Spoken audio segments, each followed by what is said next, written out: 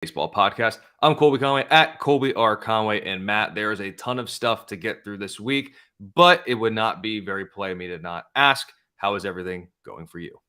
It's going well. Had a entertaining Memorial Day weekend. A lot of racing that I watched, a lot of baseball that I watched, grilled some, and we're actually going to a baseball game tonight in town. So should be a fun way to wrap up kind of Memorial Day weekend as a whole. I grilled a little bit as well. I can probably assume, based on what I saw from some of your tweets or the grill versus grill thing, that it was not as elaborate as what you did. But I did turn the propane on, put some stuff on the grill, and shut the grill off. So I'm going to call that grilling. Yeah, I had it was a good time. I grilled a couple of times. I grilled some breakfast on Monday morning for the fam, grilled for the grill versus grill, and then I won that bet. So that was great. There you go. I just grilled some sausages. It was nice for Memorial Day after doing the Murph workout. If anyone knows that, I am hurting immensely today. So we're gonna get through this though. Luckily, my pain in my quads and arms doesn't prohibit me from talking baseball. And maybe I can feel like some of these guys who are a little bit injured, although theirs are probably far worse than what mine is, as mine will go away in a couple of days. But let's start in Baltimore with Cedric Mullins running down the baseline. Did not look good. Immediately held his groin, stopped, couldn't finish running out the play. I don't know. Groin strain, don't like that. Some are saying right abductor and groin strain, so that's going to be involved for a guy that can run. That's going to wreak some havoc. It's likely going to keep him out for a little bit. I don't believe he's been put on the IL yet, but it would not surprise me if he ends up making his way. If he ends up making his way there, it's just for what it is, it's too important to his game.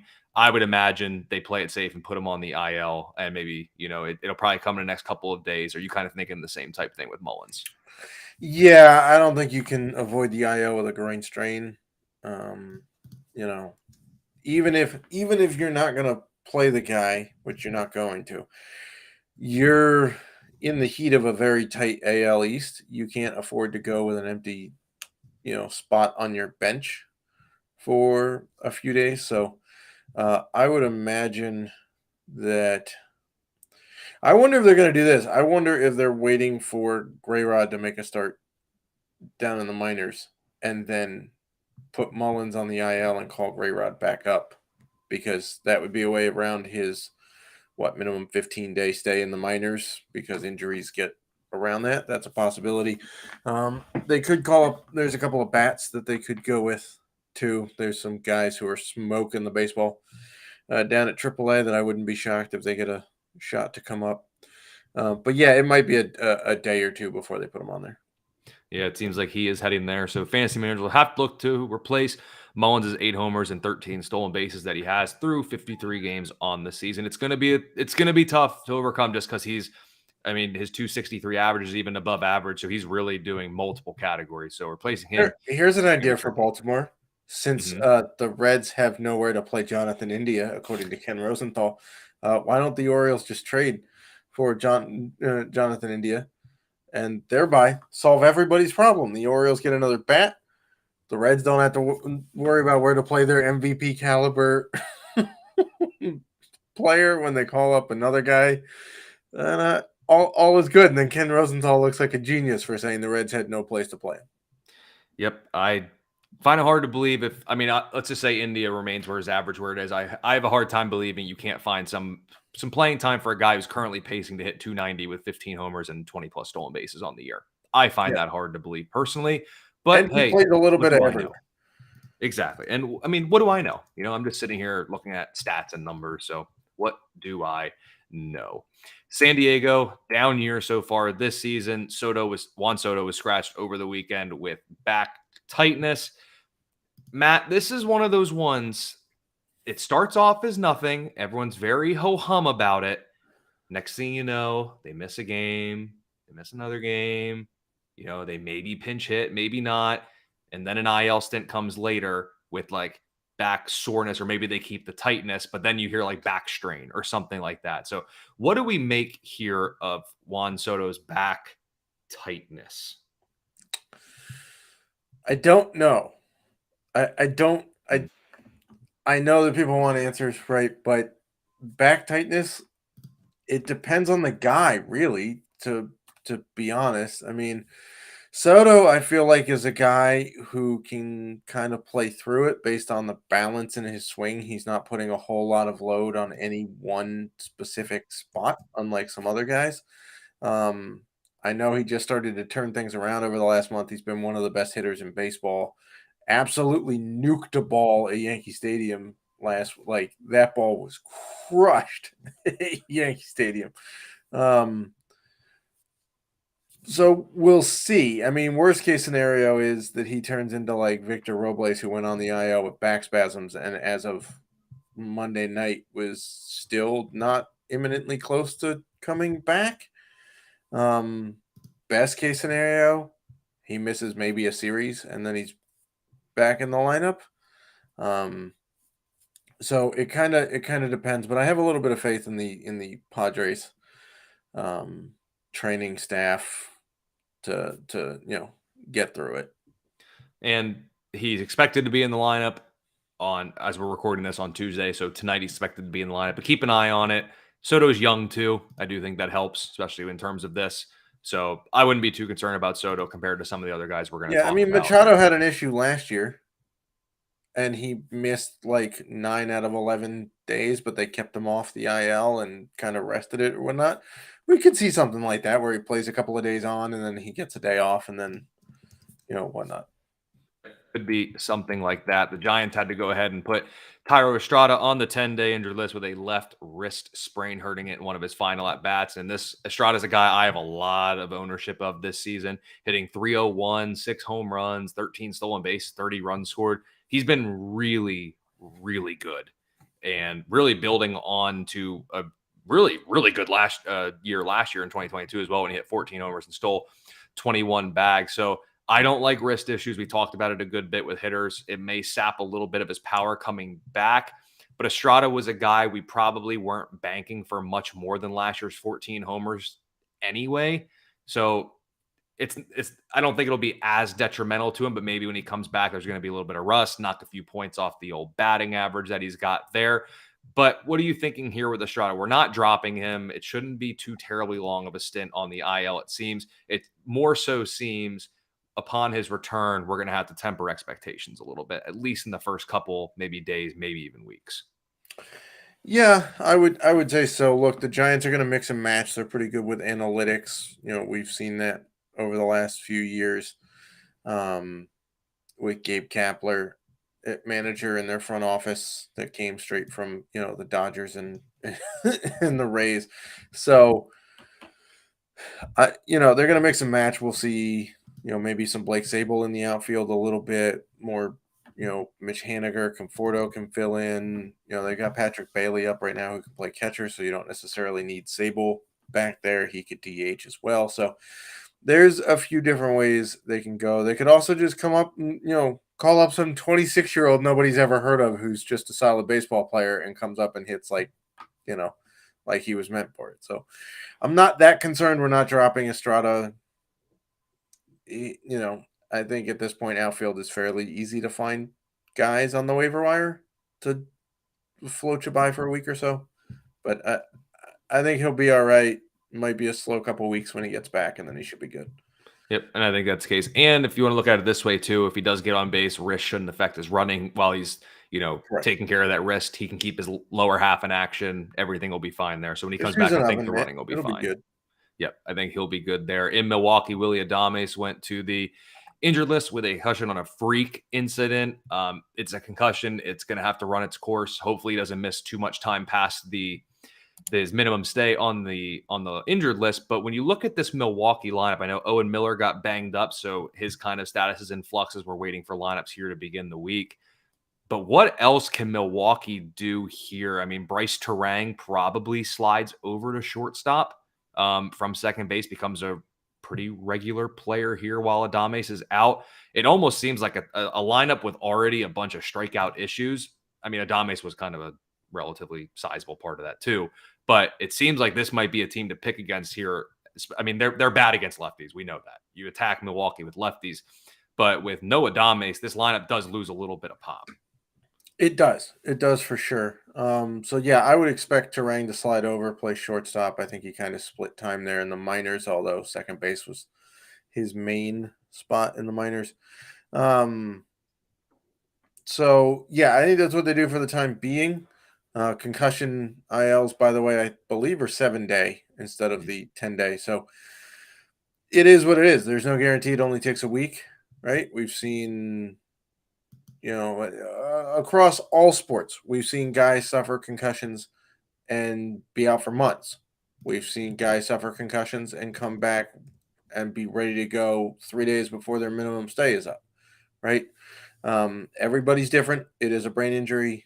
Clearly, there's protocols in place. So it's going to be what it'll be. For those of you who are in a league in which 5 games played at a position get you position eligibility, maybe Terang scores you some extra eligibility here, because if he plays shortstop full time while Ademis is out, then we can add shortstop and second base to him. So that's about it. I mean, it's not, concussions are still the gray area of injuries, right? It's not like, oh, he's out like 4 to 6 weeks with a sprain, or he had surgery, he'll be back after it heals. Concussions are to each their own. No two are the same. That's probably the best way to call it with concussions. And Matt, I'm going to keep this one short and sweet. Hopefully, if you picked up Jason Adam when Pete Fairbanks was hurt before, hopefully you held on, or if he's still out there, go get him. Fairbanks is heading back to the injured list with a hip issue. So Jason Adam is back. His strikeout rate is up from last year. ERA, low threes. That's fine. We'll take it. But he does have 7 saves on the year already with 5 holds. So if you're in a Solds league, or maybe saves plus holds, however you coin that term, Adam is back as the 9th inning man for Tampa Bay. Matt, do you think he's a must-own in all formats that value saves at this point? I would say so. Look, Tampa's playing in a lot of close games at this point. Yes, I know they got blown out last week like 20-1 by Toronto, but that's a fluke, right? You don't get blown out by 19 runs every game unless you're like, I don't know, Oakland. But yeah, he's gonna get the save chances. Tampa generally likes to have one guy in the 9th. They mix and match elsewhere, but it's typically been one guy in the 9th. So I would expect Jason Adam, who was challenging for the closer role in spring, to get the bulk of the save chances at this point. Yep, I am there with you. Another reliever, more so just a feel-good story, is Liam Hendricks is back for the White Sox. I believe he pitched the 8th inning yesterday as we record this. So on Monday, I believe he threw the 8th inning. You want to look at the number. His velo was down. Duh. It was probably going to be. He's working his way back still from a very serious, I'm not going to say injury, a life condition. Yes. Working his way back from that. And despite the diminished velocity, his whiff rates still look good. Like, he was still generating swings and misses. So if he's going to get those whiffs while his velo is down, if he's working his way back, watch out. So kind of the same thing with Adam. To me, Hendricks, I'd go get him now. It's only a matter of time before they put him back in the 9th. And I know the White Sox have been can I say travesty or dumpster fire? Which of those terms would you use? A travesty of a dumpster fire? Okay. A travesty of a dumpster fire. There's still value. Like we've talked about, you don't have to be on the best team in the league to get save chances. Correct. White Sox aren't going to win games by a ton. So Hendricks, you in the same boat. He's a must-own at this point. I mean, I think he's got to be.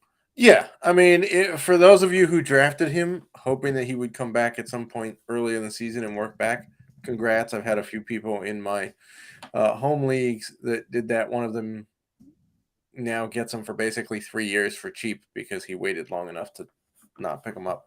But yeah, I would go get him. If you're hunting for saves, it might be a little bit of a slow burn to get the saves from him, but they're coming. And as bad as Chicago's been, all you need to do is win close games to get saves. And that's what Chicago's capable of doing. Yes, they're going to lose more than they win right now, but it's still the reason why Oakland's closer is usable, even though they haven't won that many games. Every game they've won has been close. So, like, that's what I'm trying to tell people. You don't actually want to target the closers on really good offenses because more often than not, like, only a fraction of their wins are they going to get in the game. Whereas teams with mediocre or bad offenses, the closer gets in a higher percentage of their team wins. Yeah, and I mean, sure, 3 hits, 2 earned runs in that outing, but it's going to take some time, like you said, for him to get back in the ninth. Still got some whiffs, so the strikeouts will come. And just interestingly enough, he is owned in 83% of Fantrax leagues and 25% of ESPN fantasy leagues. So my question is, does Fantrax have IL or deeper benches than ESPN leagues? Or do could they be. just have smarter fantasy players? Sorry for any background noise. My cat is deciding to use her scratching post at the moment. Always a circus in the Selz household. I would say ESPN's probably like their default is probably much shorter leagues or shorter benches than Yeah. Fantrax, I would Also, if probably you're say. playing in like a 10 or 12 team, there's no point in holding a guy who hasn't been active. Yeah. And then I'm sure his ownership is going to shoot through the roof this week during waivers. Or for ESPN leagues that do points, some points leagues devalue relief pitchers. Correct, because So that unless could be he's the involved. closer, he's not getting you. I mean, you could sneak in some wins, but Yeah. that's not happening in middle relief for Chicago. Yeah, probably not with him. And then one I want to talk about here, we're going to get to a little bit of the name that player with the, I'm going to put some quotes, but prospect edition here. But we did get one prospect back from a torn ACL, Royce Lewis, and homered in his first game with the Twins this season.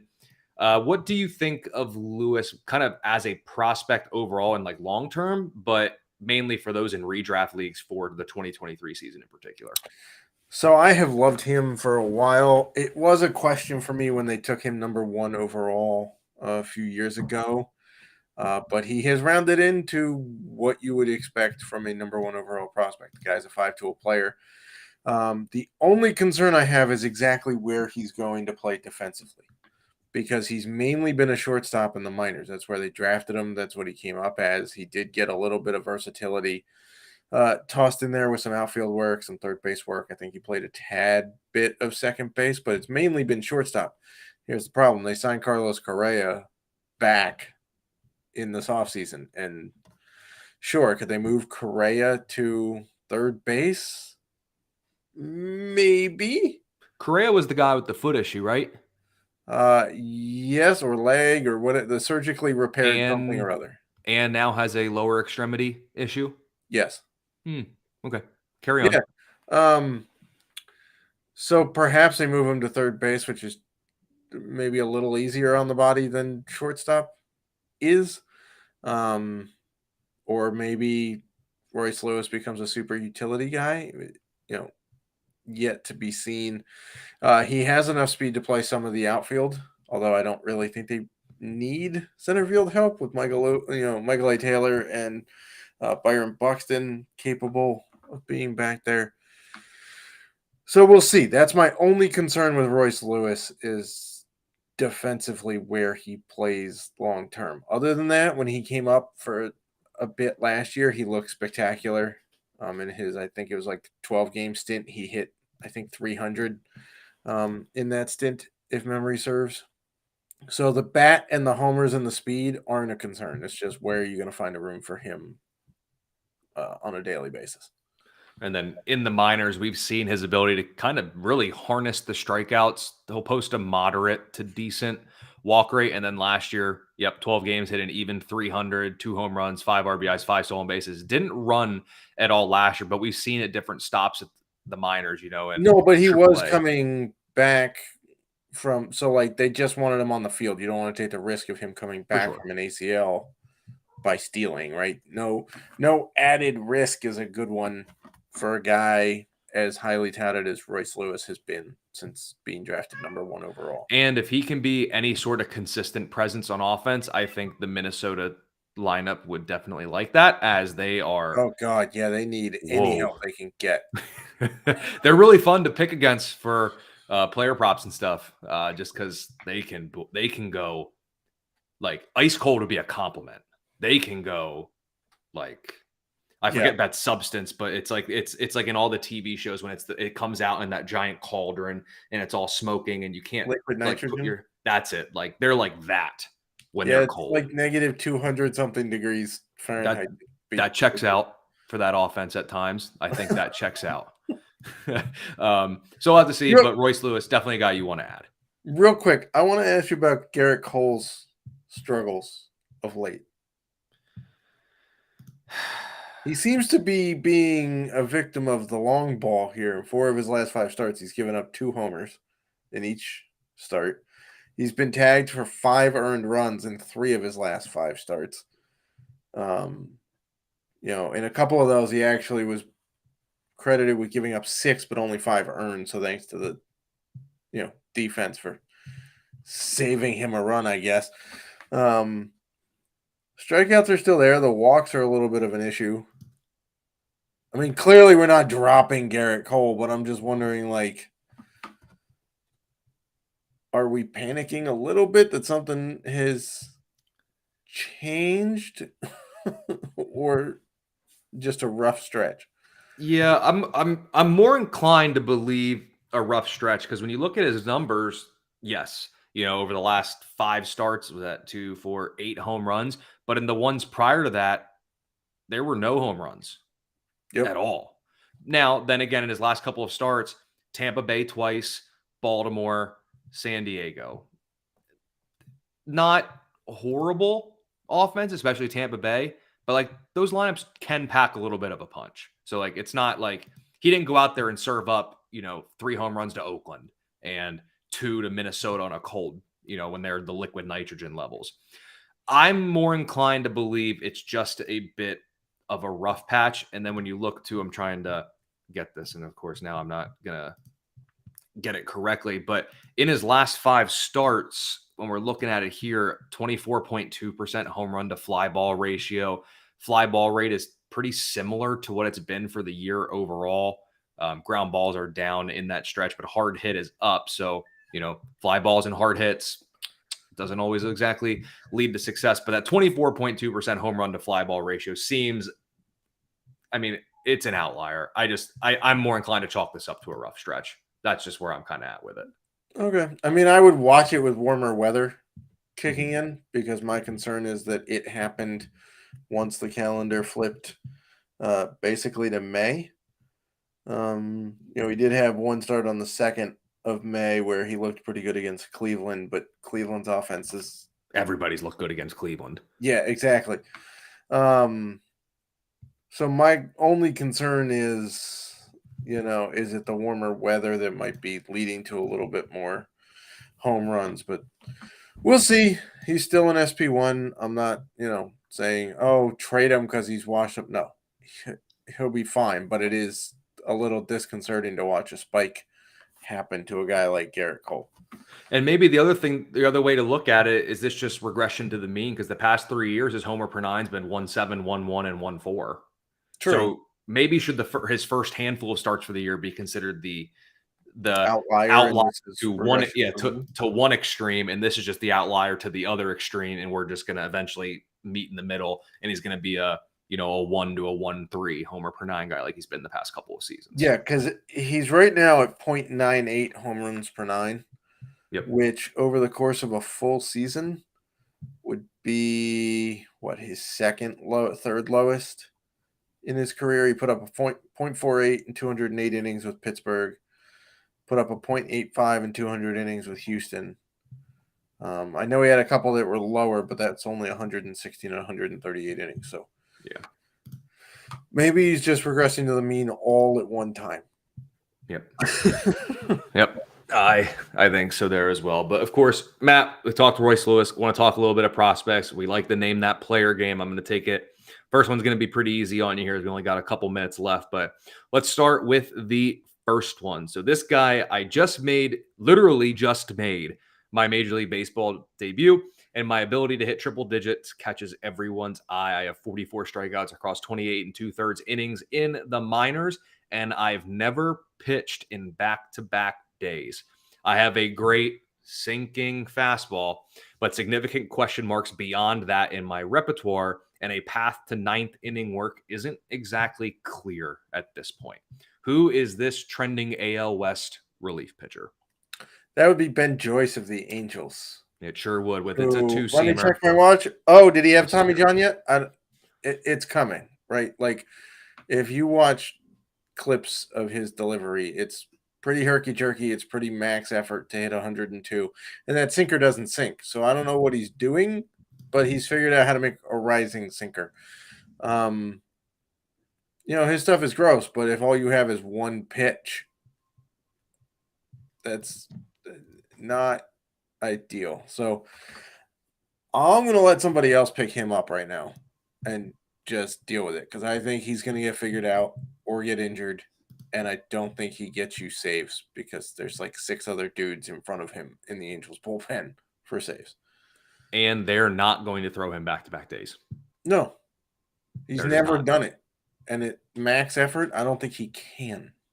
Mm-hmm. Yep, I think that's the case. And we'll have to see, because eventually, like we've seen with all guys, his 102, 103, 104 mile an hour fastball, at some point the league will adjust. They will catch up. What's the next pitch? Everybody figured out Aroldis Chapman throwing literally the fastest pitch in the history of Major League Baseball. It just takes time. Yep. That's all it takes is time. So just be cautious with Joyce. Don't get enamored by the hype. He's not going to be the ninth inning guy. He's not pitching back-to-back days. So even if he throws 3 times in a week for you, best case scenario, 3 innings, 9 strikeouts. That's basically what you're hoping for, best case scenario. And he'll get figured out eventually. But the last one here before we wrap up this episode. So, Matt, I broke camp with the team, and a recent surge has pushed my average up to 284 on the year, not to mention a 485 slug and a 120 WRC plus. I have no significant split disadvantages as I'm hitting at least 280 against both lefties and righties, and I've secured first and third base eligibility for my NL Central squad. Depending on league settings, I may even have eligibility at second base, as I made a couple appearances there. My 162 game pace sees me hitting 22 home runs with 81 RBI, 90 runs scored, and 45 doubles. And Ken Rosenthal is guaranteed my spot in the infield. So, who is this?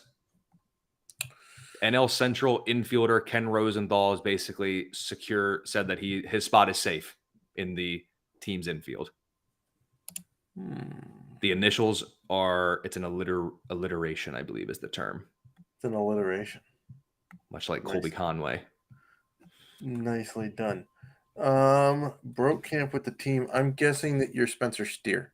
It sure is. And in the beginning of the year, he was a guy I loved to play against lefties, but his splits have evened out. Lefties and righties, he hits them both. And per Ken Rosenthal, it's India that'll go, not Spencer Steer. I believe in Ken's tweet, he has Spencer Steer listed at first and third base, which, I mean, he can play both. So, but he's definitely a guy you want to have moving forward, I think. He's so fast, he can move across the diamond the longest way possible and cover both on a double play to himself. Yep, absolutely. Do you count that as a 6-4-3 when it's the same guy playing, or a 5-4-3 when it's the same guy playing the 5 and the 3? I mean, might as well count it, but it's interesting. But shout out Ken Rosenthal for that tweet. But I'm fine with Spencer Steer. I like him. He's got and by the way, if you count his minor league eligibility in some leagues, he does count as a second baseman because that's all he played coming up with the Reds. So yeah, if he's still out there, I don't know why he would be. I'm not concerned about Eli De La Cruz coming up for him. Yep, De La Cruz will come up. He'll get a spot, but nothing to fret. Pick up Spencer Steer if he's available. But Matt, that'll do it for this week. We will see you next week with the newest edition of the